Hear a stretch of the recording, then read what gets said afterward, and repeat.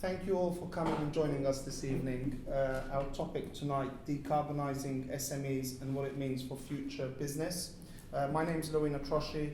My company, Atramed Healthcare, run urgent care centres across Bedfordshire. I'm joined here on my right by Kerry McCarthy, Shadow Minister for Climate Change. As you all may know, Kerry McCarthy has been a vocal activist and leader for change. Throughout her time in Parliament on the Shadow front bench, she was pushing for legislation to be implemented that is reflective of the change needed across our society. And one key way is to push for decarbonisation and understanding what it means and how we will achieve it. And we hope throughout the course of tonight, Kerry will shed light on this. Her commitment to this and involving SMEs on the journey to carbon neutrality is key in what the next steps are for Britain and for our world. On my left, I'm joined by Mike Harris, the CEO of 89up. He campaigns on causes that reflect what we need to do to change the approach to our climate and push for decarbonisation. Having already campaigned and delivered on cross-party legislation, supporting human rights and forcing 3 banks to stop selling government bonds that contributed to a dictatorship, Mike has supported change on a wide-scale level, supporting grassroots campaigns from the ground up. The push for carbon neutrality and decarbonisation more generally is another area that Mike and the team at 89up will be instrumental in fulfilling. So thank you for joining us tonight, what we hope to be a fruitful event, and I give the floor to Kerry McCarthy. Okay, well thank you very much, and pleased to be able to come here. As I was saying to someone just now, it's pretty easy for politicians to engage with the huge companies, because just by virtue of their size, they're going to be able to request an audience in here, and I'm going to the CBI to talk to a roundtable on decarbon. It's got a decarbonisation group. I'm doing that in a couple of weeks' time. It's more difficult to engage with small businesses unless they're part of a sort of trade body or an umbrella organisation, or obviously I sort of talk to small businesses in my constituency all the time, and I will mention some of them. Because I don't know what sort of your backgrounds are, I'll be fairly general, but then if we can sort of leave lots of time for questions that might be a bit more specific. So I thought I'd start by saying, so I'm in Ed Miliband's team. We've actually, given that the government's just had this reshuffle, we were like a little sort of subsection of the Shadow Bays team, and now suddenly they've recreated what was the DEC, which is now the Department of Energy Security and Net Zero. So we have an oral question session for an hour next week, and just a much higher profile. We've got 4 ministers to shadow in the government rather than just the one. So it's actually a good sign that the government is bumping that up the agenda, and I hope it means that there'll be a lot more focus on energy, climate change, net zero issues. In terms of Labour's, anyone who went to party conference this the year just gone will have seen that our slogan was a greener, fairer future, and that just shows that green issues are now very much at the heart of our strategy for economic growth. And it's the first time that green has been mentioned on that conference platform, and hopefully you'll have seen Keir and Rachel and Johnny Reynolds and most of our front bench doing visits that have got a green link somewhere since then. So it's not an add-on, but the one thing I would say is it's not an add-on, the climate change, but also it's not something that we see as an individual issue. It is very intrinsic to economic growth, energy security, the jobs of the future. So all those things come together, and that is in terms of campaigning how you convince people. I'm a Bristol MP, and in Bristol you don't really need, there's lots of people that are passionate about climate change. There's a certain sort of demographic there where, you can just talk about saving the planet and they're on board. We know that when you get to the red wall seats that you have to talk about what their future job security would look like, what their homes will be like, how much their energy bills will be, and that's very much at the heart of what we do, and that includes businesses in the sort of mainstream economy as well. And in terms of the businesses that I talk to, whether it's large or small, the sort of obstacles that they talk about at the moment, the main thing is there's just a lack of certainty from the government. So Johnny Reynolds, who I share an office with here, Shadow Business Secretary, he's got an industrial strategy that he published. The government doesn't have an industrial strategy. There's just not that forward. And there's just that political upheaval that we've had over the last few years. That was that brief period when Jacob Rees-Mogg was business secretary, when it all seemed to be about, investment zones and, all the rules going out the window, scrapping planning permission, being able to bypass environmental standards. So people just are really, really confused. And I'll give a few examples in a bit as to just what the government's direction of travel is. And if you don't know that, for people that are needing to make the transition, so to change the sort of way they do business, maybe set up a new business entirely, invest money in something, it's not an ideal climate, particularly when the economic fundamentals are bad as well. Why would they choose to do that when they could just play safe and carry on doing business as usual? So as well as, so that uncertainty is a big issue. Skills is a massive issue, and we just know there's a skills shortage across the country in traditional jobs, whether that's, plumbing, construction workers, hospitality, bus drivers, also HGV drivers, the NHS. So there's a lot of talk about the green jobs of the future, but again, why would you, if you were a young person looking to do an apprenticeship at the moment, why would you choose to become a heat pump engineer when you could just become a plumber and know that there's a shortage of plumbers and you're going to be able to you'll be able to earn a living that way? And there's all sorts of examples of where that applies.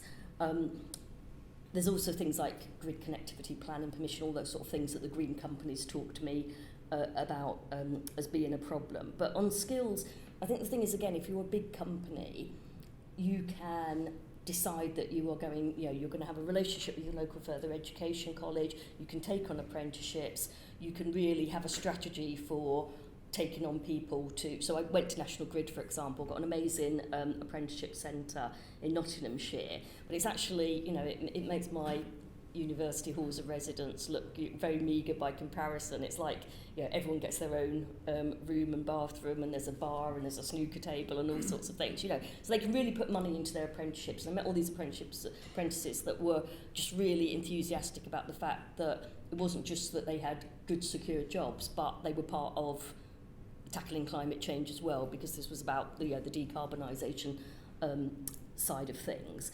But then, so they can do that.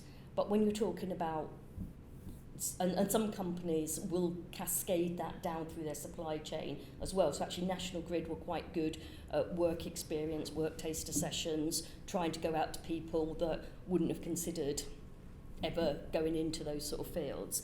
Airbus, which is a company near Bristol, when I talk to them, they know that there could be a small company that has supplied them for 30 years with a particular little component that goes in one of the wings that they produce, and that is going to have to change because the new model, the greener model, whatever, doesn't need that. And because they're someone that's been based there for a long time, they sort of feel that they've got a responsibility to their suppliers, and they will help assist them to make that transfer. But companies that don't have that sort of relationship, small companies, it is, I think there's a real problem in how do we actually make sure that those skills are there, and that again, that's something else that we don't really see from the government. The head of Green Jobs Task Force, there's meant to be a Green Jobs delivery group now. We're just not seeing any sign that it's actually delivering those green jobs. And you do need some sense of strategy. We don't have regional development agencies anymore. You don't have learning skills councils. It's kind of relying a bit on colleges, a bit on combined authorities, a bit on big employers going out and working with their suppliers. You need that sense of strategy and forward direction. So that's something that we're very much calling for. It's obviously, I mentioned apprenticeships, but it's also about reskilling, upskilling people, as I said, people that might have run a company for 20 years. I mean, your classic case is like somebody who repairs cars. There's a ban on the sale of new petrol and diesel vehicles coming in at 2030, and hybrids from 2035. So those cars, petrol and diesel, will be on the road for quite some time, but at some point people have got to get used to working on EVs, and so that will be reskilling. And again, I'm seeing quite a lot of there's quite a lot of people think, well, we'll just ride it out. You know, they might be like 50-year-old now. They're thinking, I'll just carry on doing this. I don't need to go into that new area because there'll be enough customers to keep me going. And we need to think about how we can persuade them to do that. I mean, if I give one example, so Labour's answer to this certainty question is the Green Prosperity Plan, which I hope some of you have heard of, which is this 28 billion a year capital investment in the green industries of the future.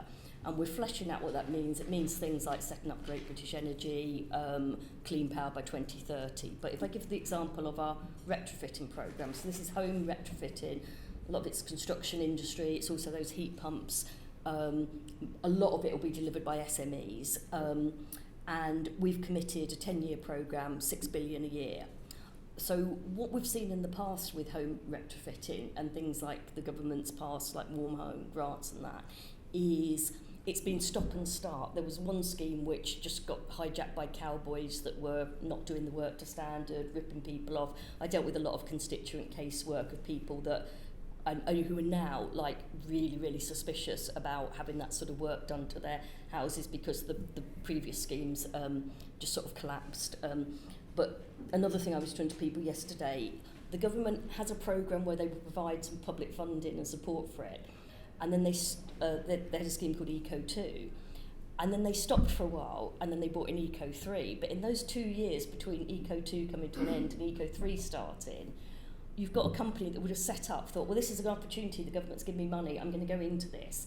And then suddenly, well, it's 2 years when they're not getting anything, they're not getting any government support, and they're waiting and waiting. And of course, for a bigger company, you might be able to somehow cash flow that period while you're waiting for more government funding.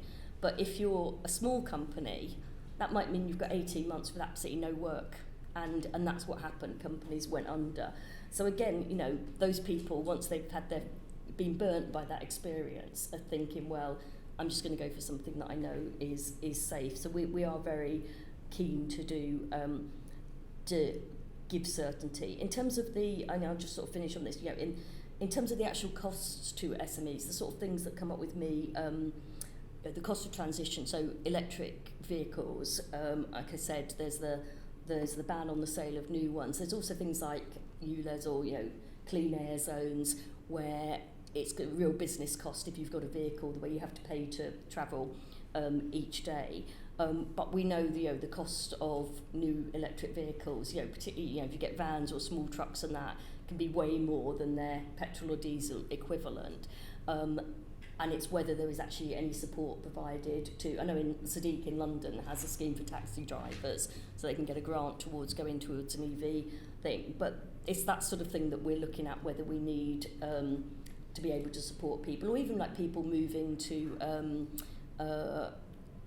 things like, you know, e-bikes or whatever, which could, you know, or those sort of local electric delivery, you know, the sort of e-bike, cargo bikes, that's the word I'm looking for, e-cargo bikes, where it might be a small business that's doing deliveries locally. So we're looking at that. Energy bills is massive. There's a lot of small businesses that at the moment, well, with this current support package is coming to an end at the end of April, but there's quite a few that missed out on specific support. There's a lot of small businesses on fixed energy contracts, so it might be like a 5-year fix, but when that ends, I was talking to a business in my constituency last week, and their bill's going to go up like from about 11,000, I think they said, to 70,000. Well, you know, that's just, you know, completely not something that they can handle. And they're also not, so, you know, to give another local example, I was talking to an independent cafe in my constituency, and it's just set up, and next to it, a chain place is set up. They open like within weeks of each other. But the chain thing is part of a nationwide chain of 200. And that means they can negotiate with their energy bill supplier a really, really good deal. The independent cafe that's just got one other cafe in Bristol, its energy supplier's just not interested. You know, it's just like, you pay this bill or not. You just don't have the leverage that a big company would have. So you have this totally unfair thing where a company with a massive turnover is paying a lot less for its energy. Again, I met with the music venues from Bristol, so small grassroots music venues.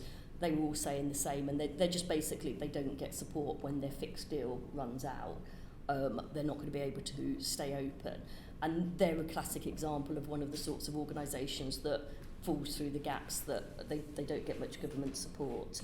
The other thing is about retrofitting their premises. So I've said vehicles, I've talked about energy bills, but if you, at the moment, so I've talked about Labour's home programme, how we're going to retrofit homes and the jobs that would go with that.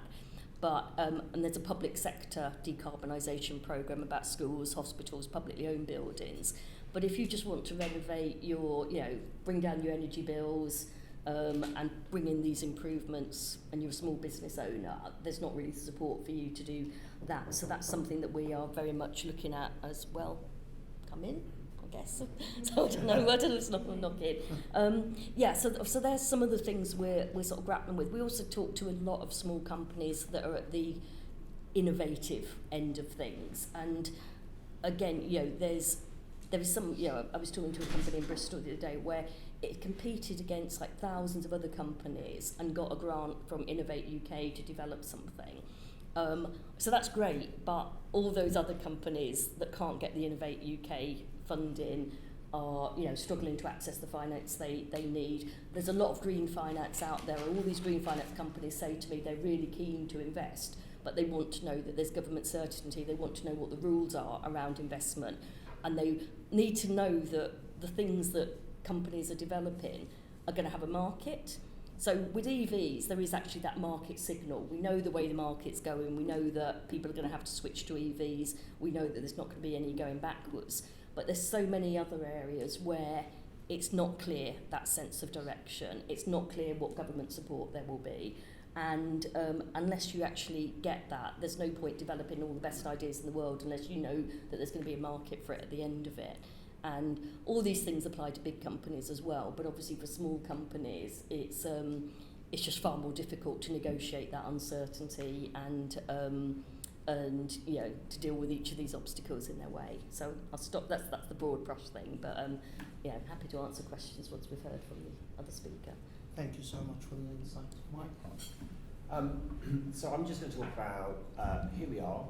I'm going to talk about what SMEs can do in the transition to net zero from my own personal experience. I'm going to talk about stuff the government, an incoming progressive Labour government, can do to help us reach net zero. So indulge me for a second as I give you very briefly the origin story. So I was at the funeral of a murdered Belarusian dissident in Minsk with one of the 3 presidents that signed the Soviet Union into the history books. And I got called by the BBC, and they wanted to know what happened. I gave them an explanation. And on the other line was Bell Pottinger, who were representing the dictatorship of Belarus, a British PR company. So I set up an agency that works with progressive organisations, charity, civil society. One of the big things that we do is around climate change. So we are doing lots of work at the moment within EU institutions on how the EU can get to net zero, how it can build a framework for getting to net zero. And there's us, our clients, the society on one side, and there are gas lobbyists and millions of pounds millions of euros being put into lobbying to make sure the EU doesn't put in place the sort of progressive legislation it needs to. And that will be a challenge that an incoming Labour government will face if it wants to move in this area. That there isn't an entirely level playing field, and actually some of the legislation that could be drafted could be damaging for SMEs, could be rigged in favour of big business. So we've got to be very careful about that. Now, I think there's an opportunity for SMEs, because actually if SMEs align their purpose with a wider ESG mission, I think it's not just good for SMEs, I think it's good for SMEs and good for the employees of SMEs. I think it can also help your business grow. So I'm a kind of older millennial, I'm 40, and in my lifetime there's been a big shift in the way that businesses perceive themselves. So 20 years ago, businesses thought of their purpose in society was to create profit and deliver value for their shareholders. And actually, with the rise of ESG, investors will now look at SMEs and look at businesses and go, what is your wider purpose? How are you, if you want us to invest in you, how are you going through and ticking the E, yes, and the G? And most employees of businesses, especially younger employees, want to work for businesses that are ESG businesses. They don't want to work for. It's very difficult for coal power plants, oil and gas drillers to recruit. The salaries are getting higher and higher. It's hard for dry city law firms underwriting contracts for oil contracts to hire. The salaries are going up. Why? Because young people don't want to do that sort of work. And that's actually an opportunity for SMEs who are aligned on ESG principles, because the workplace is changing. And I think it'll be interesting for a new, an incoming Labour administration, especially for ministers that were used to what it was like in the late 90s and noughties, to meet this new generation of business leaders who will be going around the business table and talking a very different language than they were 20 years ago. So what can SMEs do practically in the transition to net zero? One, consider who you bank with. Really, really straightforward thing, consider who you bank with. Not all UK banks invest in coal, but some do. Barclays, for instance, invests in coal. Not all UK banks invest in shale or fracking, but some do.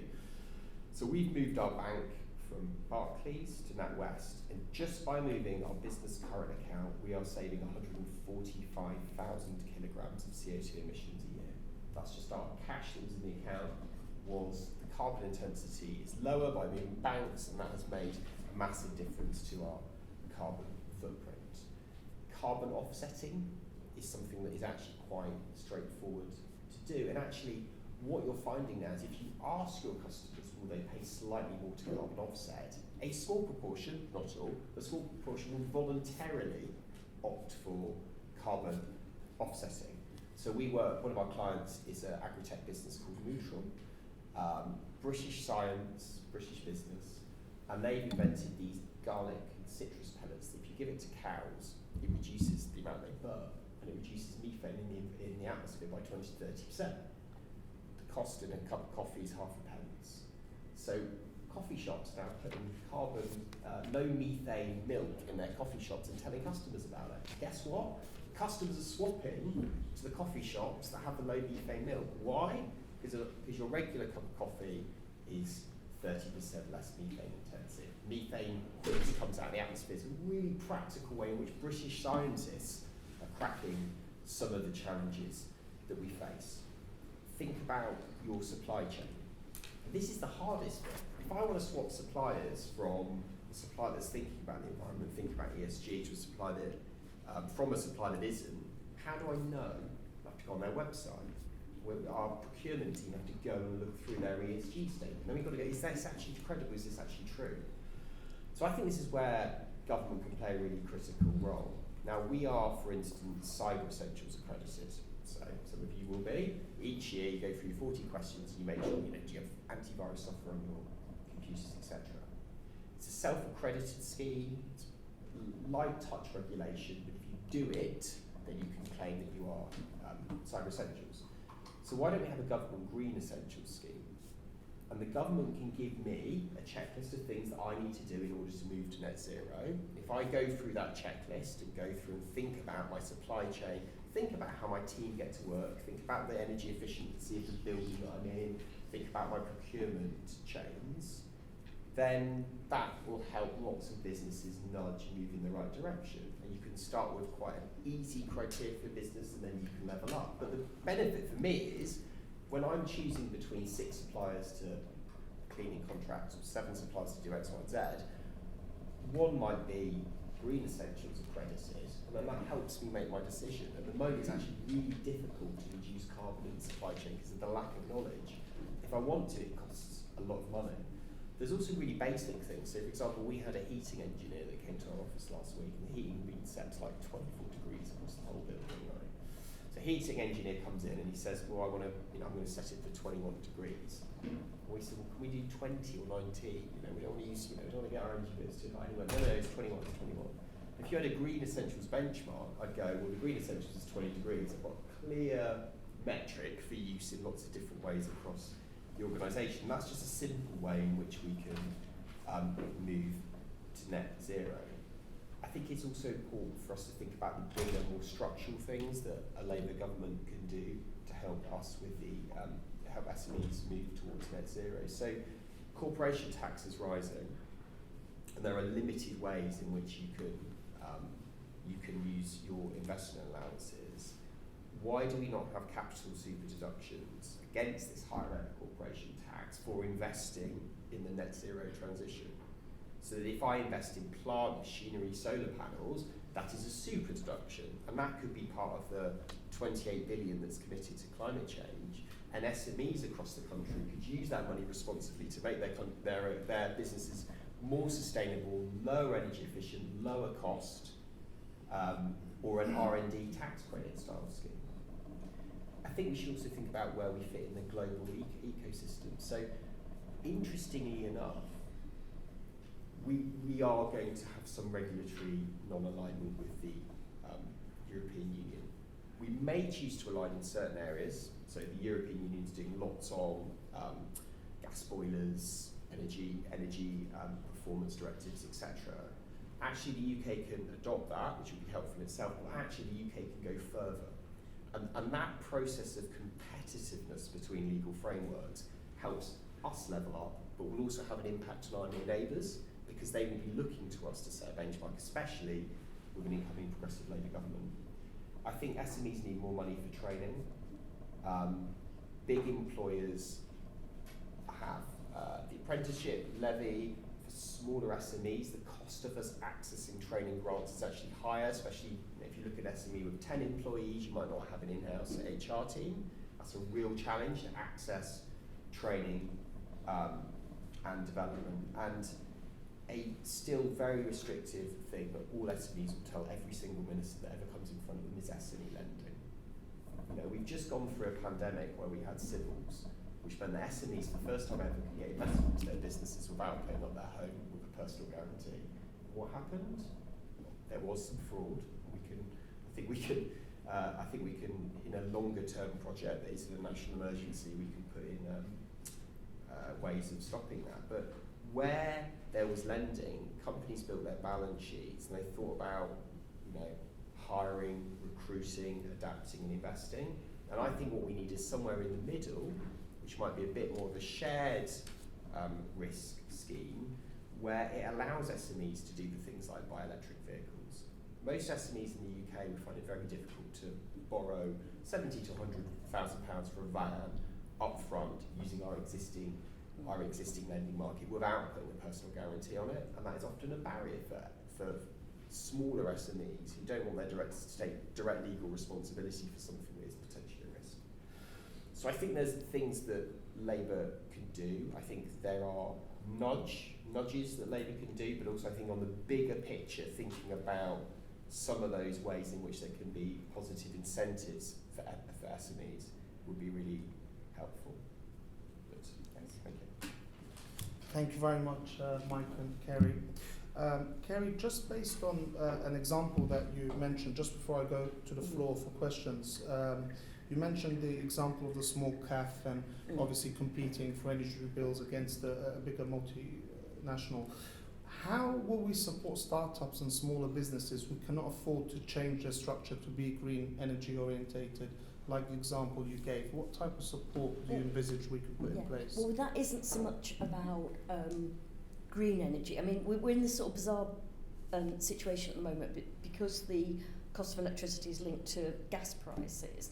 That renewables, it's the figures of we were using the figure that renewables were 9 times cheaper than gas when the real, you remember the start of the real energy bills crisis at the late summer, early autumn. That's changed a bit now because gas prices have come down a bit, but renewables are cheaper. And there's still that perception that renewables are more expensive. But the problem is when you come to your energy supplier, you will find if you either go to a green supplier or you go for the green tariff, that you get charged more. And that is just because of that historic, that there's that link. And there's an energy bill going through. Well, it seems to have stalled. All the government legislation seems to have sort of stalled at the moment, and all the strategies seem to have disappeared and all that. But there's an energy bill in the Lords that will then come to the Commons, and one of the things that we're trying to press for is for that decoupling, and I think the government agrees that that needs to happen. So that would mean the true price of renewable energy would be reflected. But that is a different, so that would help bring down prices. But then there is still the issue that energy costs are high at the moment because of things like this, the situation in Ukraine, and it's not a level playing field in terms of what you can negotiate, and that all comes down to how Ofgem regulates the markets. And I mean, you've seen all the stuff like with prepayment meters and the forced prepayment meters. I've got a company, a baker in my constituency, where they got this massive energy bill and were told they had to pay it by the end of the month. They paid it with 8 days to go, and then somehow the bailiff still came in, and actually that wasn't a prepayment. They came in, disconnected their supply. They're now running a generator for £700 a month, which is annoying the neighbours, and and that's just when I found out about it, it's like, why didn't they come to their MP? Because that's exactly the sort of situation where you name and shame that energy company.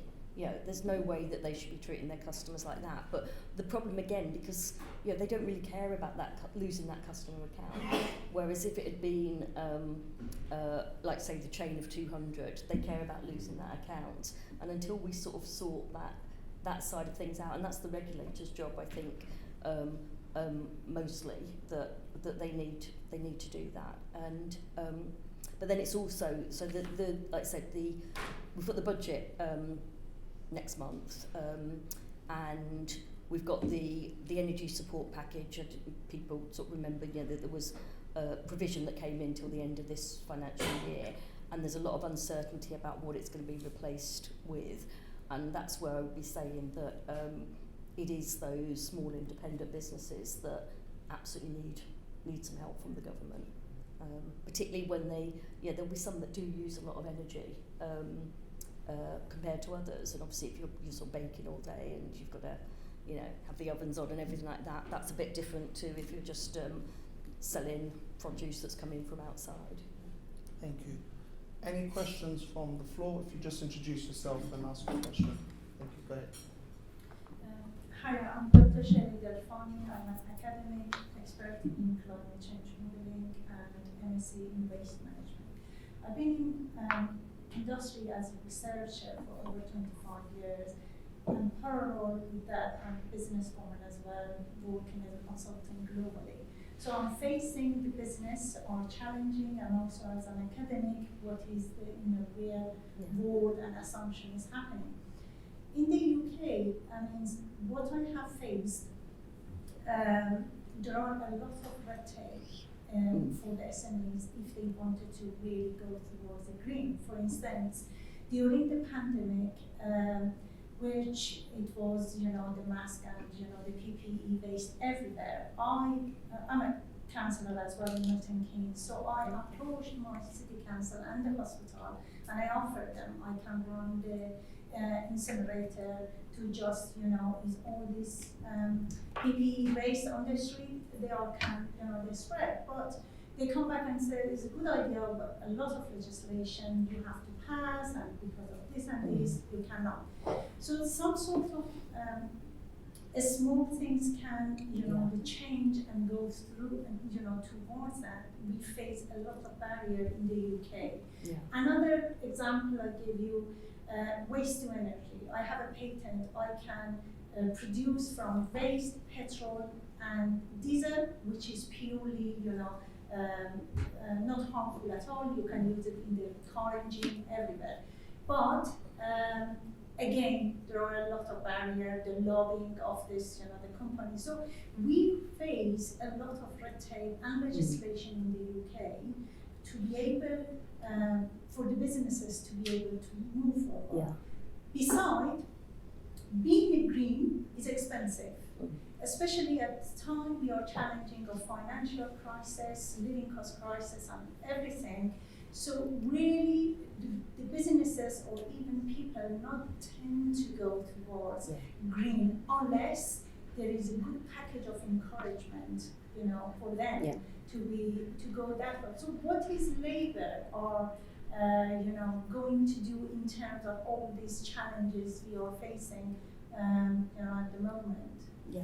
So, I mean, the people. I'm not going to get into PPE procurement because we just know that was just like as dodgy as they come. And perhaps if you'd lived next door to, if you ran the pub that Matt Hancock went to, you might have done better. But sort of joking aside, I mean, I think we've got to make it easier to go green. One of the things, like I said, we have been saying, like from an energy point of view, it should be cheaper. If you help to do that retrofitting of your properties, then that brings down bills over time. But one of the things we're sort of grappling with is the whole sort of cash flow side of things. So I've had companies that have come to me and say, well, we can pay for the retrofitting of a property, and then we'll calculate how much people will save on their energy bills, and then we'll split the difference. So you would keep 500. Let's say you save £1,000. You'd keep 500, they'd get 500. And again, but people are just sort of very wary about entering into any sort of long-term commitment. What happens if you're no longer in those premises, or that sort of thing. So what we're looking at on the retrofitting side of things is actually like a national delivery unit, and then you sort of filter down to local government in terms of actually rolling out the schemes. But it's all a bit work in progress, because every week, Alan Whitehead, who's Shadow Energy Minister, and I, and Ed Miliband as well, have meetings with people who've got different ideas as to quite how you do it. So from think tanks to housing associations to banks, the Federation of Master Builders, all these people have got different ideas. But what is clear to me is they really, really want to steam ahead with it. There's nobody that's saying, don't do it. It's like, we just need government to come in and provide funding where it's needed, provide certainty, somehow provide people who've got the skills to do it. And I think if you look at, say, EVs, what you had to start with is, so one of the things we're looking at, whether you spend the 28 billion, whether money's needed. We don't want to spend that public money if private money can be leveraged in instead. And like I said, there's a lot of private money out there, but you might need that. We're setting up this national wealth fund, which could be used to fund, small. We're talking about, things like gigafactories and green ports and all those big scale things, but could also be used for smaller companies that want to go green. But the idea is you sort of put some money in to then give the private sector confidence that this is something to do. But say if you look at some EVs, there's a mixture of, when they first were trying to develop a market, you had the plug-in grants, which then the government, so you'd get a few £1,000s towards purchase. That was then reduced year on year and then scrapped altogether. But you didn't have to pay car tax. That's now being scrapped. If you get a grant for your charger. So there were all these things to sort of just encourage people to think, well, maybe, although they're still pretty expensive to buy.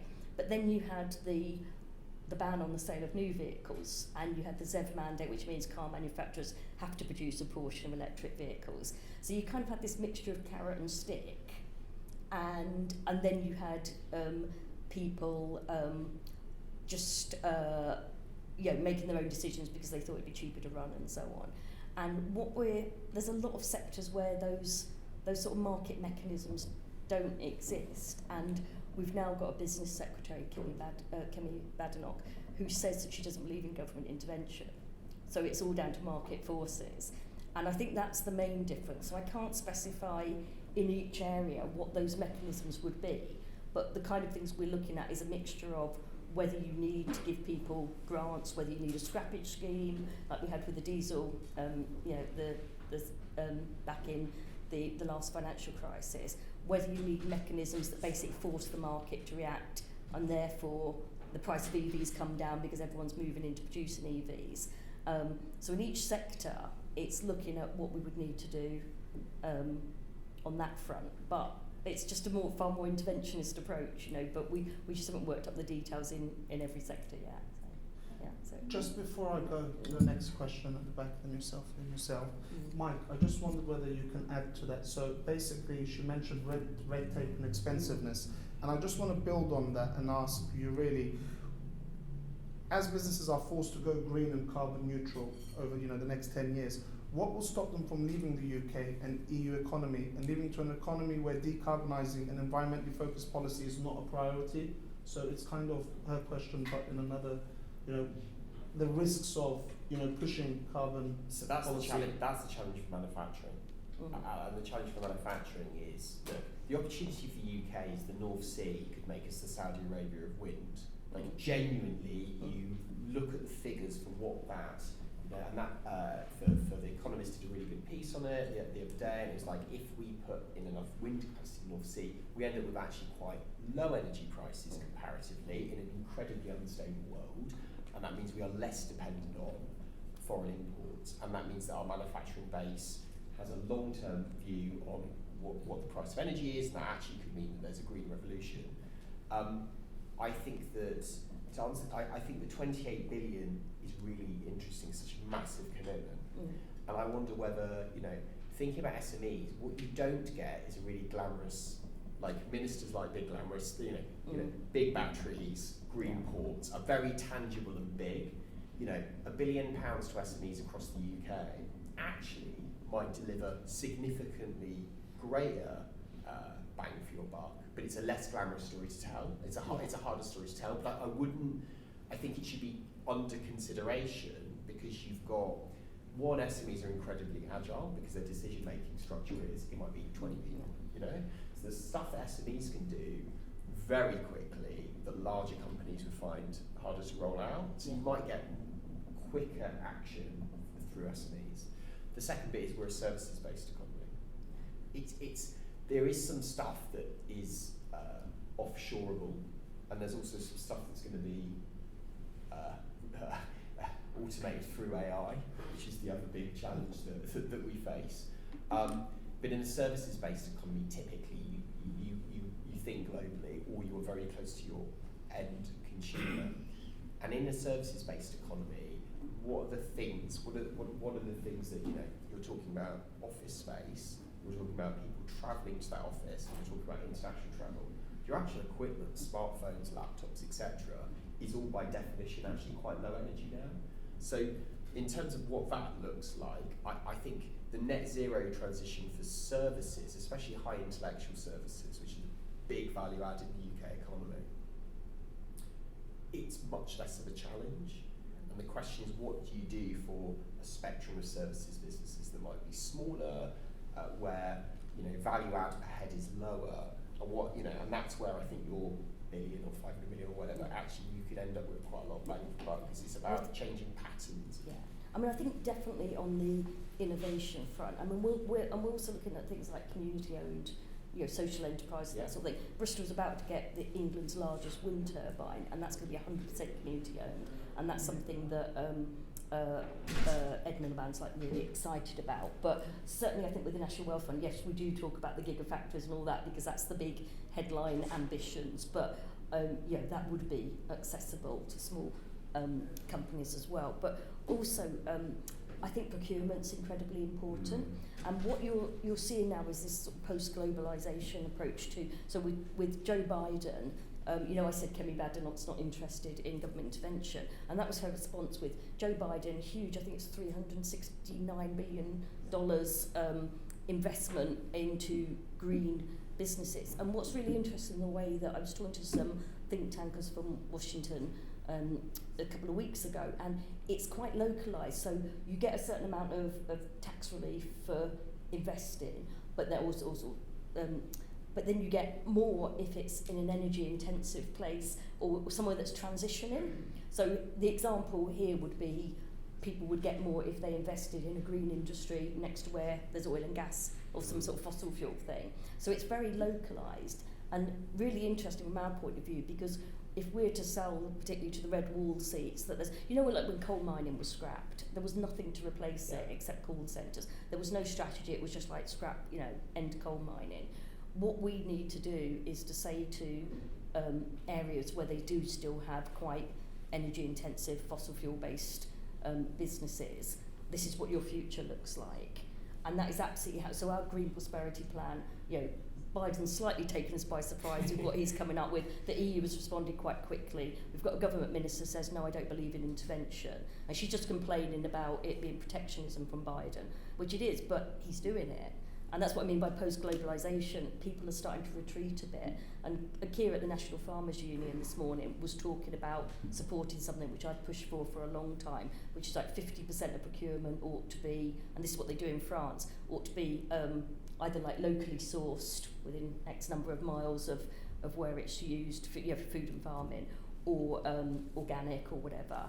And procurement in terms of, if we did the equivalent for, that is a big challenge about how you do procurement through to how it filters through to the smaller companies. Because if a local authority is issuing a procurement contract, or the NHS Trust or whatever, it's just so much easier for them to go to the big provider, and it's so much easier for that bigger provider to say, go across the country and make an offer to, hospitals, across trusts. It's how do you make sure that they are actually buying things from the small local businesses, and it's a challenge, but I think and then you get into shorter supply chains, and you can get into valuing the problem is, if you're a local public sector procurement at the moment, cost is absolutely everything. If you're looking at school meals or something like that, you're working on absolute pittance. You're going to go for the cheap, massive supplier, as opposed to buying something from a local provider. And you absolutely need to remodel that, and that's something I'm certainly very keen to see in Bristol, where you have that peri-urban farming, local food growing, and that is what the kids in the schools eat. That's what people in the hospital eat, and that's the sort of thing that Keir was signalling today, and I think that's hugely important. Thank you. Gentleman at the back. Hi, I'm Greg Williams, Head of Procurement in an energy company by day, and by night I own a microcart. So. Oh, right. Why? The SME experience as well. A quick point on energy bills for small businesses. I mean, there's no protection for SMEs in terms of how companies and brokers interact with them on energy bills. Brokers. Brokers. Well, I'll talk to you after about brokers. It's disgraceful. It is a disgrace, and so that's something Labour can really get into, better regulating the brokers and the way they take advantage of SMEs. A point from Michael on the proposal of capital reduction for green investments. Obviously, oil and gas capex reductions, 91% pounds for drilling new oil. Have you ever thought, Michael, about where you would set the sort of level above the standard sort of reduction for green investment, and how you would define it? Because the devil's in the detail and how you do the ring fence. And Kerry, a question about, you mentioned about localisation in sort of energy generation. I wonder if Labour's have done much yet on hydrogen. There's a lot of talk about big green hydrogen versus big blue hydrogen, and big oil companies are going to make money out of that. Well, what about more smaller or medium ways of generating hydrogen, such as hydrogen from waste? You think that's in Back to the Future, where we put the waste to the top of the DeLorean? There's technology not too far off about how we can generate hydrogen from waste, for example. So I'm just interested to hear, Kerry, where Labour's thinking in terms of green transition, medium and smaller generators of energy and future fuels. Thanks. So just on the point about energy supplies, I mean, look, I don't see why we have total deregulation on business energy and then like a fairly fair, strict system with consumers. We went to market to try and change our energy supply, and it was just brokers and middle people for everything, and they weren't clear about their commission fees, etc., etc. And we were paid £1 per kilowatt hour, £1.20 per kilowatt. Absolutely scandalous amounts of money. And there's not really a proper, effective, functioning market in energy for businesses, and that is one way Labour can put billions of pounds into the economy by properly regulating. On the point about the super deduction, look, R&D tax credits provide a methodology for technology, and the issue of R&D tax credits is not actually how they were formulated, it was the fact that the Tories have cut so many civil servants, no one was looking at them. So you would say, someone in the north claimed that they invented garlic bread and it got approved. I mean, it's just like absolutely scandalous. But what you would do is you would do a sort of green tax credit, it would be the 130% uplift or something thereabouts. And so what you could say is, and then you see how the scheme goes, you monitor the costs over the long term. But that sort of thinking, it's not impossible. The business has to submit a case, and you just have to staff it properly with civil servants that actually read the application. I don't think that is beyond the realms of the imagination. But what it does do is, you're a medium-sized enterprise and you think, I'm going to invest £1 million. Actually, then you're getting 40% of that cost back off your tax bill. Plus, you're investing in the economy, and this economy desperately needs investment. In terms of a free thing the government can do, I think because the Tories are ideologically against nudges and state intervening, you set up a company on Companies House, you get your certificate, and that's the end of your conversation with government. You're never nudged towards, here's some really great business resources, but by the way, the government's funding, be the business or all these sorts of things. You never get sent a list of, here's 20 things you can do to make your business more energy efficient. Literally, an HTML page on the government website. Not rocket science, but a simple email that goes through with a hyperlink, which would cost the government 25 quid a year to send. That's the sort of smaller things that, because we believe in government, we believe in creating those resources. And I think that just that knowledge gap for a lot of SMEs, you run a takeaway, or you run a small social media agency in Leeds, what actually is it that you want, that you should be doing without paying quite an expensive consultant to come in and give you some advice? I think that's where some of the umbrella organisations come in though, because let's say the Music Venue Trust that I'm a patron of, that is just doing a brilliant job now in terms of just advising all the music venues who sign up. So it's the grassroots music venues, not the big arenas, but advising them on business rates and negotiations and bills and all that sort of thing. In terms of just on the investment allowance that you mentioned, attached to the sort of not very good windfall tax. I mean, that is something like Labour's obviously totally opposed, and the situation. And I think the public is with us in terms of Shell and BP managing to get away without paying any tax at all on absolutely huge profits. In terms of hydrogen, we're kind of trying not to pick winners in terms of what sort of technology we support. I think there's a very, very active hydrogen lobby in Parliament. There's a lot of Tory MPs in particular are involved in pressing for it, and some of them I'm slightly worried because there is a connection with the fossil fuel side of things. And I think the case for it there's been some overclaims in terms of how quickly you'd be able to get it on board with, on the transport side, for example, and planes and things. But yeah, certainly those sort of projects you talked about, we're just sort of keen to encourage sort of innovation. I think, the whole waste from energy, the whole circular economy stuff is something that nobody really talks about. And Therese Coffey, when she was Junior Environment Minister, I was on the Environmental Audit Committee and the EFRA Select Committee. So she was up in front of me almost every week. And when the EU was negotiating its circular economy package, and she was just hopeless, just didn't want to know, again, didn't think there was a role for government doing anything. And we saw when she was Health Secretary just for a few weeks under Liz Truss, she suddenly decided we weren't going to go for the junk food, the childhood obesity plan. And that is indicative of that sort of mindset. No, we don't tell people what to do. We don't believe in the nanny state. But she believed that on things like trying to reduce plastic use and it just it just permeates everything, and it's just so sort of destructive.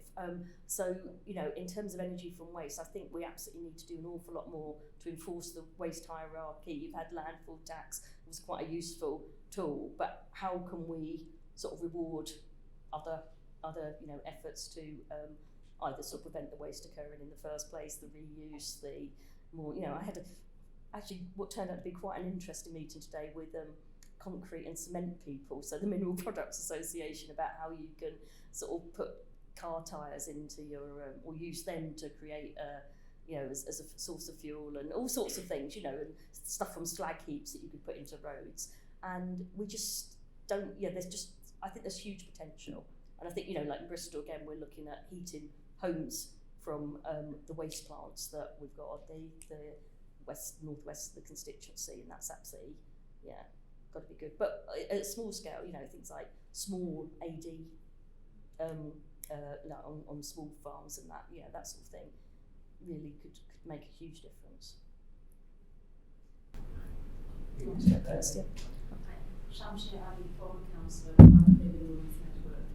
I have two parts of the question, if that's okay. First of all, as a former councillor, one of the biggest issues we used to see in our planning committee is a lot of development. We need a lot of housing, but there was a big problem with electric charging and how do we make these new buildings more greener.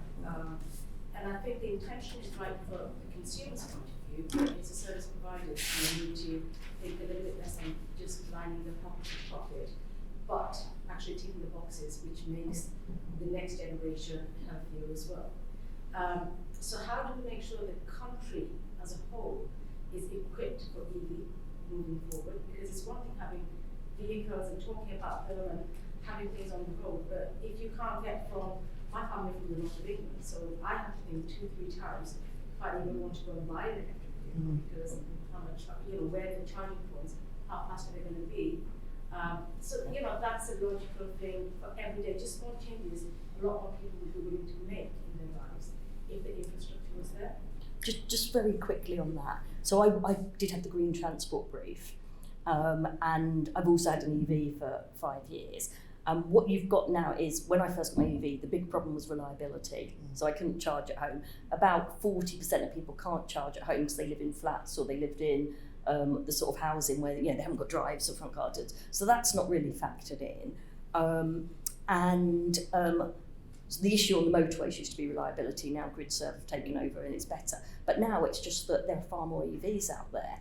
So I was never sort of hoping that there'd be one that wasn't being used. I was just hoping it would work. Whereas now it's like there's 2 other cars queuing, takes 45 minutes to charge. And what you've got, again, there's been various pots of money that local authorities can bid for. So some, like Bristol, is quite well served with public charging points.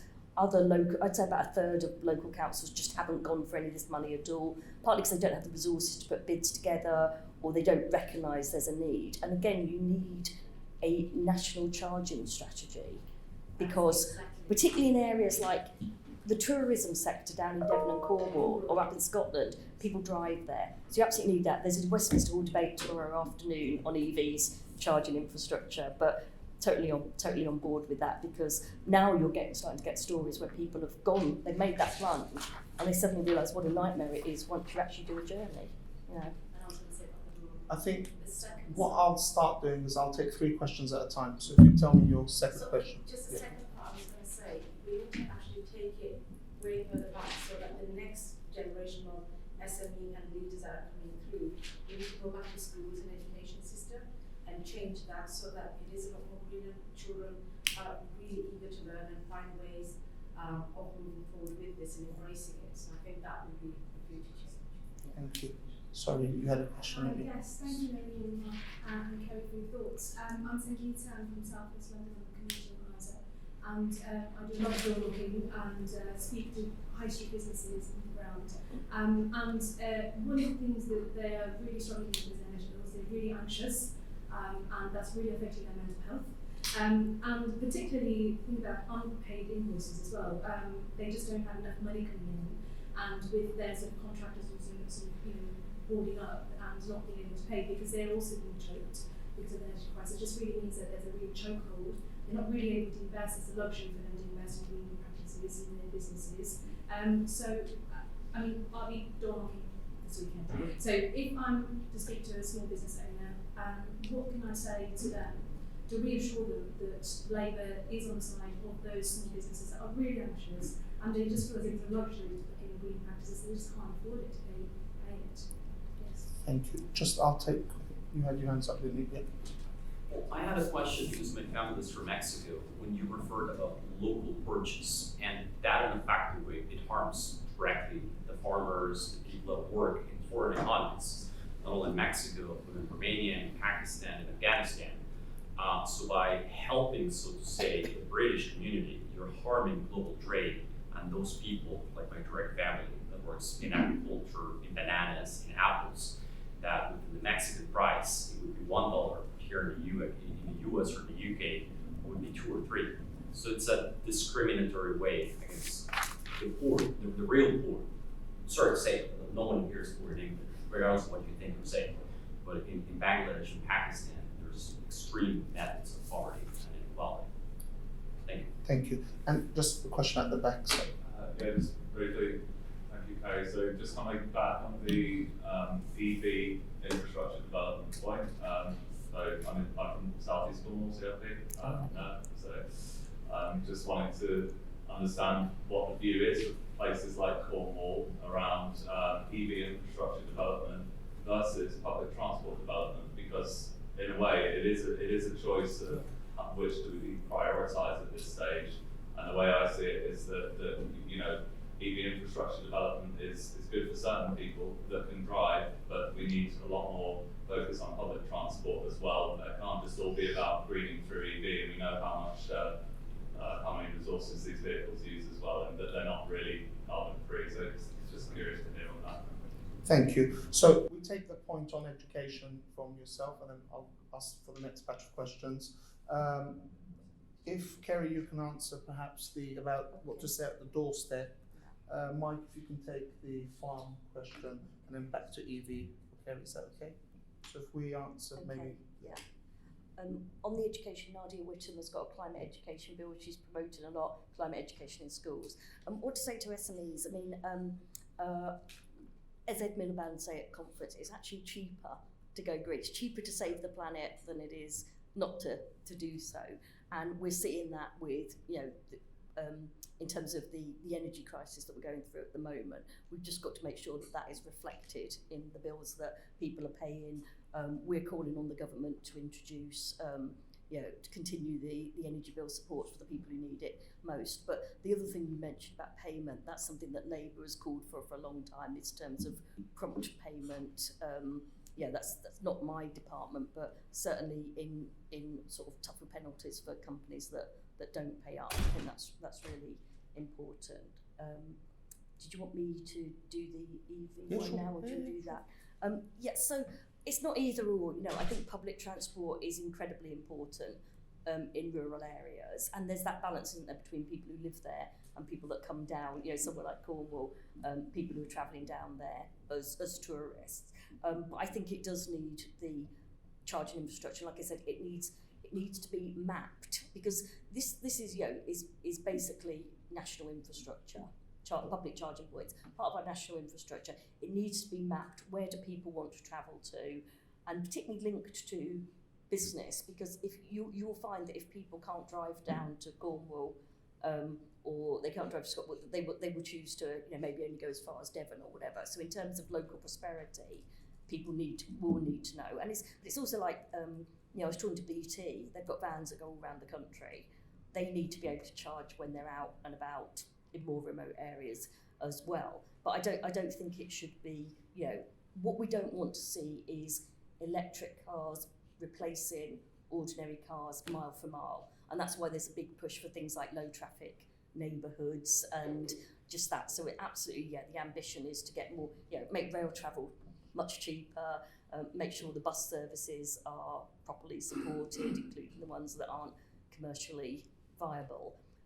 Absolutely all of that, but also accepting that some people will need to drive and want to drive, and given that the future is electric, they've got to be, you don't want them stranded somewhere near Truro, whatever. Thank you. I think what Gemma raised here is, you know, in the movement it's called climate justice. And it's the idea that certain countries have contributed more to climate change. The United Kingdom was the first country, it was the home of the Industrial Revolution. We were burning coal for longer. Our legacy carbon footprint per citizen is massive compared to Bangladesh, where their legacy carbon footprint is tiny.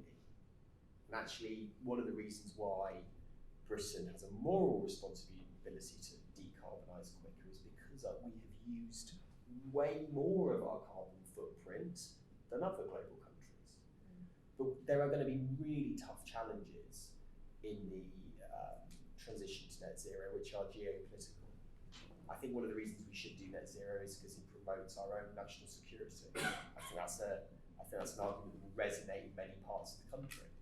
You know, importing tons of oil from insecure parts of the world has not promoted peace, it hasn't promoted democracy, it hasn't promoted fairness. But I think he was talking about food procurement. Yes. So And my I family think, yeah, deals with bananas, not Yeah, you. yeah. So, I think the thing is, so it would only be a proportion, like 50%, and there will be, there's the public aren't going to go back to sort of eating turnips and cabbage and only the things, people will still want their bananas and their avocados and things that you can't grow in this country.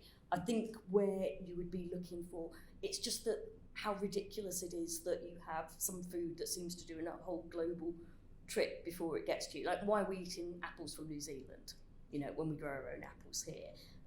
And it's, and then we're probably selling our apples to them, so it's that sort of meaningless things. But in terms of products from developing countries, and again, you might find, with the move towards free trade, in some cases that has really worked against some of the smaller countries.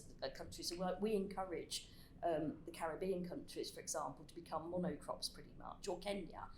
They do flowers, they do green beans. You've got these huge UK companies that go in there instead of them having a varied agricultural system. But then you get countries like the Dominican Republic, and it's all about bananas, and then suddenly Latin America country, a much bigger country, enters that market, and under free trade you aren't allowed to subsidise, you aren't allowed to give preferential treatment to that small island. And actually it's because of the colonial history and often because of the slave trade that one island will specialise in one product or not. So I think there's a whole issue about food security within those own countries and them not having to import as much. But I also agree with what you're saying, that we've got to be careful that we... sorry. Because they're starving. No, I sort of... all these ideological things, but if you stop the free trade from poor countries into England, people die. And you're harming the global poor. So I'm not saying. That's what I'm saying. I'm not saying we're stopping that. Every because reduction costs people's lives. But at the same time, I would argue. I mean, it's a different debate for another day. But I would argue that complete free trade, and a race to the bottom on standards, and every country being able to undercut them, doesn't help the poorer developing countries, because they can't compete. They can't compete with the biggest countries. So you do want, I would say, in this post-globalisation idea, is that in some ways you do want to be able to, not just leave everything to the market. The benefit for smaller farmers is smaller farmers are more likely to not use industrial techniques. Like their carbon footprint is typically smaller, and this is the point about supply chains. If you're a restaurant selling bananas in the northeast of England, you don't know who's a smaller, more long-term or sustenance producer, and you can't tell who is a massive agri business. There are like 4 companies in the world that control the global grain supply. Most people don't know that. But then there's loads of smaller farmers who actually have a fair chance at exporting. But the point is, it's really difficult to understand supply chains, and that makes it harder to move towards net zero, which is why the government doing what it can to help support accreditation schemes is at least a step in the right direction, because I could use a wholesaler that has a clearer ESG footprint, for example. So we've got time for just 1 or 2 more last questions. I'll group it, see if they're similar. Go ahead. Hello, so my name's Larry Settler. My background, I'm a serial entrepreneur, and I've started 200 businesses over the last 20 years. I outsourced heat pumps, electric charge point businesses, renewable jet fuel exchange, so lots of the climate change. I mean, climate change is right up there, in terms of the issues. Right now, I run a tech business, which is not in the SME category, but I was with an electric charge point business different one today, and about 24 people startup, so quite a big startup. And the guy who's running it said to me, I think we're going to move to Lisbon. I think you transfer it to Lisbon. I said, why would you do that? 20% tax rate. So it's like, all my staff are, that's quite a big thing, and it's really simple to understand. And I was speaking to one of the free ports yesterday, the economic free zones, and he's saying like the problems in the import and export of goods and bananas, funny enough, one of the things we mentioned in that discussion, the costs have gone up significantly. It's really difficult at the moment, and there's a lot of blockages. What strikes me is a lot of the supply side initiatives, all the ones that I support most of the ones that I mentioned, but they're difficult, they're bitty, they're time consuming, and it's hard to string them all together. But when you take something big like a tax rate of 20%, it's like, yeah, I get that. And I wonder to what extent that you are capable, when you are not the shadow secretary, but you in government, the ability to reduce taxes substantially, create differential tax rates for small businesses, and not just a little bit differential, but a lot differential, to give significant incentives for regulation, to level the playing field between small and big companies. I remember when I ran my company, one of them, the number of large companies that said to me, Larry, you know these 60-day payment terms, we're going to make them 90 days, because that's what they did. And I would say, when you have a balance sheet of 2 billion and I have a balance sheet of, relatively small, why would you feel that you have the right to do that to me? And of course it didn't. But of course the easy way, the big way, is for government to say, you big company will get a preferential rate if you give the right supply terms to your smaller suppliers. And so the incentives can work at the big and the small company. And for me the big numbers and the big, like the 20% tax rate are the ones that hold the public attention. Just like the green plan, those are the ones that both capture emotion, but they also give the certainty, particularly if those rates are sustained over a period of time. So really my question was, to what extent you can go down those kind of, big ones, whether it be cash flow or regulation or tax rates. Those are the ones that, for me, because every time I've set up a business, there's an investment case. And certainty, you talked about that, 100%.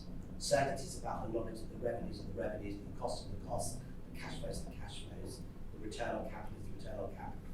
But those are the things that matter. So you change the equation and you make an unviable business viable, and you make something you wouldn't invest in, something you would invest in, you make something you would have stepped out of and got out of, something you can sustain. So for me, that's where I would be going. I'd be going on that big picture level. Thank you, Madam. Yeah. A couple of things I wanted to ask. I think talking about the supply chain and fruit and vegetables, I think. Sorry, if you just introduce yourself. Sorry, yes, so my name is Beautiful. I run a crypto business. And I'm going to that in a bit, but I think blockchain technology could be a really good solution in terms of the provenance, especially for small suppliers. It's being used in places like Haiti for mango farmers. Running a crypto business, I've always run businesses looking at ESG. So we took our own carbon footprint very seriously. Obviously, there is a lot about energy consumption in the crypto space. That's changed towards the end of last year, after Q2. But by addressing our scope 1, 2, and 3 emissions, we developed a product which we're now able to go to large financial institutions who also want to address their carbon impact. I think what you mentioned on R&D is really important, because businesses like us, we're 50 people at the moment, they rely on R&D tax credits. They're a lifeline, like they could be 2-3 months runway for us. And also things like the government Kickstart scheme, we hired 7 people onto our team. At 50, that's a high percentage. And that was a massive win for us. We were able to accelerate jobs, accelerate things that we were able to do within the business by getting that government support. And to me, in the last 3 years of running that business, the government Kickstart scheme was probably one of the most impactful, I believe, to our business. I think in terms of R&D, the changes that are happening, that are coming in April, will ruin many SMEs, because there's something that can be done, particularly for businesses like ours, who are now selling to enterprise, to large enterprise in terms of decarbonisation. I think there could be some really good things done with that, and kind of meaningful R&D tax credits. Thank you, and lastly. Thank you very much. My name is Hanif Khan. I've been a councillor for about 8 years. I had the transport brief in London, so I have a big passion for low traffic neighbourhoods. We've implemented the most number of school streets and cycleway lines, but I wanted to change the conversation slightly. And I'm glad you're running a cryptocurrency, because I had a question about Bitcoin, because we know that it costs, say, 0.22% to do a debit card transaction, but to do a transaction in Bitcoin, it probably costs you 20 to 30 times more expensive because of the amount of energy, the heat that's required to get the servers going. So it is an interesting, and I kind of agree with crypto. Yeah, so Bitcoin is something, but I wanted to change this slightly, because Mike, you mentioned about getting people and the young generations coming and accept and work for companies that do ESG. Because I remember my children talked about corporate social responsibility, but now we should be talking about the Zen generation now, about them, what they're going to do, because Kerry mentioned about jobs, the jobs that what the children are learning at school. The jobs are not there yet, but we're teaching the children how to do stuff with AI, where the jobs will be later. So my kind of two questions is, one is in terms of tapping into that world to make change for people or businesses or policy to implement better, greener policies and people to decide which companies they work for, so the money will go in that direction. And my other question, Kerry, to you is, Rachel Reeves is talking about getting rid of business rates and really looking at all of that for businesses. Do you think there's a merit to bringing in the business rates, relating it to how much of decarbonisation you're able to do with your business? And is that something that could be an idea which will help develop that policy? And that's it really. I mean, they're the two, because I keep them short, but yeah, and I had many more, but they've been answered, so thank you. I just want to say the R&D tax credit point. Unless Labour bring in R&D tax credits, we are literally going to kill the British Silicon Valley. It's that grave, and it is the most short-term measure by the Chancellor of the Exchequer. It's damaging the British tech sector absolutely massively, and it should be a really high priority in Westminster. On the point about corporation tax, I think there is, look, the economic headwinds are appalling. Like, an incoming Labour government is going to have a massive budget deficit and really strained public finances. There is a bit of a question, which is, if you were going to have lower corporate, like if Labour is also saying that they want to equalise dividend tax rates with personal tax rates on top of a corporation tax increase, that's when you're starting to really sort of, I think, that is going to be a tax burden that is really high on businesses. It's going to make it really difficult to scale. And I wonder whether, if you're going to do that, you need to offset with a lower corporation tax rate, so that people keep more money in their business for investment, and then there's less of an incentive to reduce. But I don't think you can do both. On Zennials and entering workplace, I mean, one thing that the UK is doing right is our education system is actually, I say it softly, really good. Good universities, standard education is really good. The young people coming through our business are unbelievably talented, and I think we should be very proud about where we've got education. However, education budgets are getting squeezed, and actually, again, that's an investment point. If we cut off that supply of talent, we're not going to have a success story for UK PLC. But I think on the sort of wider bit about how do you incentivise anyone, it's like, actually, one of the challenges is how do you incentivise young people to enter small, fast-growing businesses? It's really, Ernst & Young, big companies, the big tech companies, etc. They have the resources to hoover up talent.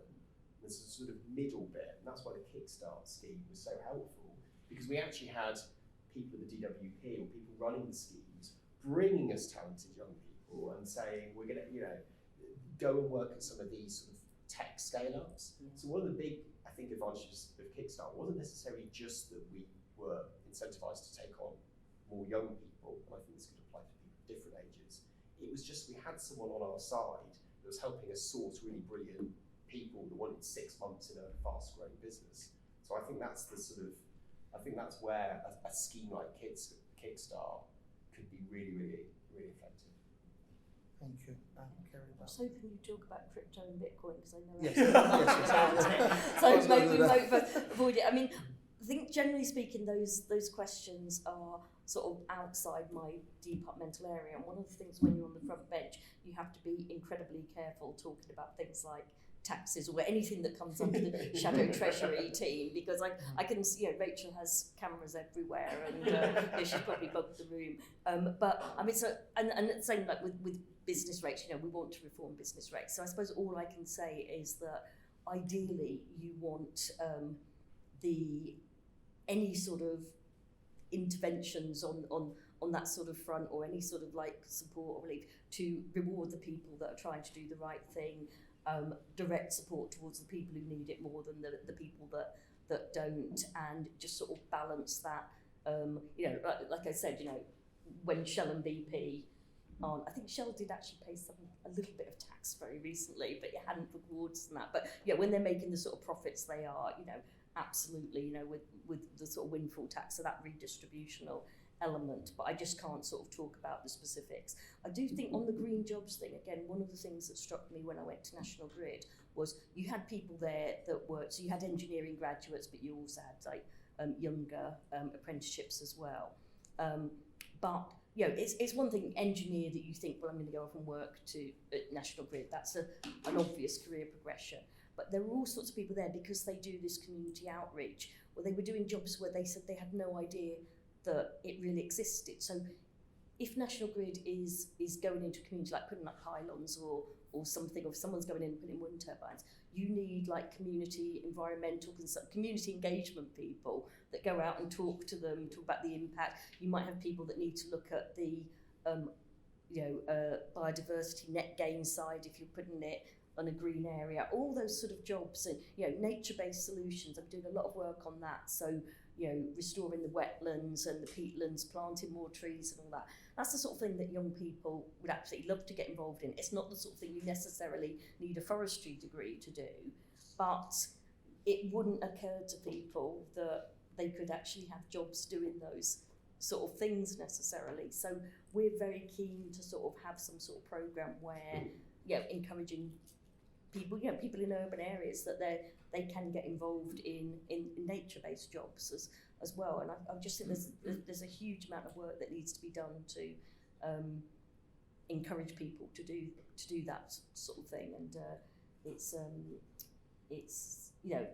any sort of mechanisms that we can use to do it, whether it's having a T-level or whether it's Kickstart or whether it's a sort of almost the equivalent of when people do gap year, but doing those sort of nature-based work for a year. All those sort of things we're sort of open to, as to I've been talking to Natural England, for example, about schemes that you can get young people involved in. We're just open to absolutely everything. We've got a year, maybe 18 months before we're drawing up our next manifesto. I don't think. Look at the opinion polls, especially the opinion poll today about how we're doing in the red wall seats. I can't see Rishi Sunak calling an election any day yet. Although I didn't expect a snap election in 2017 and 2019, so don't listen to me. But we've got time to work on this, and this is just really important that we just have as many discussions as possible, and people who've got real life experience of how these things are working. And on the things that I don't know anything about, there is we've got this new Science, Innovation and Technology department, haven't we? And we've got people like Darren Jones, who chairs the business committee, and he's my neighbour and he knows about these things. And I just always, every now and again, I get him to explain Bitcoin to me, and then I decide that I can probably stick to peatlands and trees and things, and he can do that sort of stuff. So, but there are people out there, like Chian Wura, who's got the Science of Digital Brief. There are people out there that know this stuff. It's just. If we could briefly, just briefly on blockchain. I think what blockchain allows you to do is, if you're a British supplier, you will be able to see, using blockchain, this is one use, all of your supply chain all the way around the world. So the bananas from a farm, we can track that distribution, that supply all the way through, and all the ingredients of the recipe suddenly are on a blockchain, and we can go, look, these are all organically sourced. So stuff that was basically completely impossible 5 years ago, you have an electronic record of every single item that is in a car, and it's going to make a massive difference to trade, because instead of verifying goods as they travel through ports, the blockchain will do all that for you. And secondly, it means verifying where stuff has come from. For example, like the meat in a beef burger might be 40 different cows. So it might be like it might be, so it might be like 20 different farms. So suddenly you go, well, actually, it's 20 different farms, but they all use, organic methods or low carbon methods. And so this beef burger's CO2 net value is half this beef burger's. And so it just makes stuff that was basically completely scientifically unthinkable because the complexity of global supply chains possible. And again, I think like some of we don't have tons of practical applications yet. But the next, the innovation is happening so in 5 years' time, and then 10 years' time, it will just be absolutely commonplace. And that is part of the way in which we move towards net zero, because some of these stuff that was just The AI as well, isn't it? Plus you have AI on top of it. It's like Imperial is, and that was this guy I met with, and to be honest, I only met with him because he was a constituent of Keir's and Keir put him in touch, and I thought this all sounds a bit weird, but they're coming up with a carbon marker sort of QR code that you'll get on your table, and it will tell you, the carbon footprint of everything that's involved. And I think going back to the sort of banana sort of thing, maybe we need to find a way that you actually value, like whether there's fair trade, whether